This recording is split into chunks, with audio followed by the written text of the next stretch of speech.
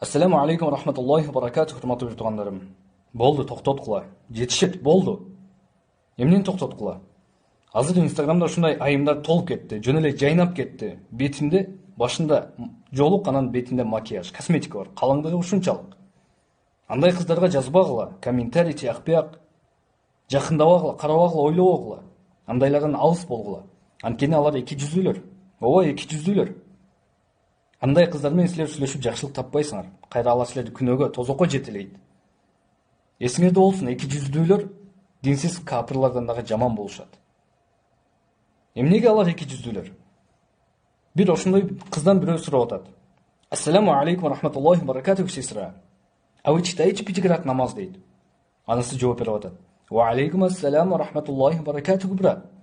Ну, альхамдулиллах. Ну, конечно, я читаю 5 ракат намаз, дейт. Ал сиздин кулагыңызга калыңлап шейилип койду. 5 убакыт намаз окуган кыздын бетинде такыр макияж болбойт. Бети ап-апакай, таптаза болот. Анткени дарат алган сайын макияж жуулуп кетиш керек.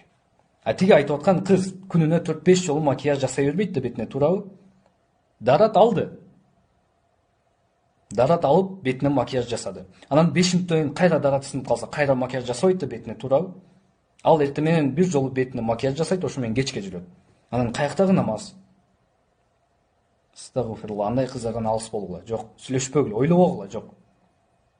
Эгерде сиз Инстаграмда ошондой кызды көрүп калсаңыз, башында жолук анын бетине макияж болсо, кайра ошол аккаунтка пожаловаться, это спам дегенди басып коюңуз. Кайра сооп болот иншаллах сизге. Ойлобогула эч качан, эгерде жолук салынып алып эле, эгерде жолук салынып туруп бетине макияж болсо, эч качан ойлобогула ал такыба, имандуу, солих, адептүү кыз деп. Анткени такыба, ыймандуу, адептүү кыз эч качан макияж жасап алып, сүрөткө түшүп, аны Инстаграмга киргизбейт. Эч качан музыка укпайт, эч качан музыканы коюп алып бийлебейт. Эч качан өзүнүн сулуулугун көргөзбөйт. Негизи эле алар Инстаграмга кирбесе керек. Ошондой бир туугандарым.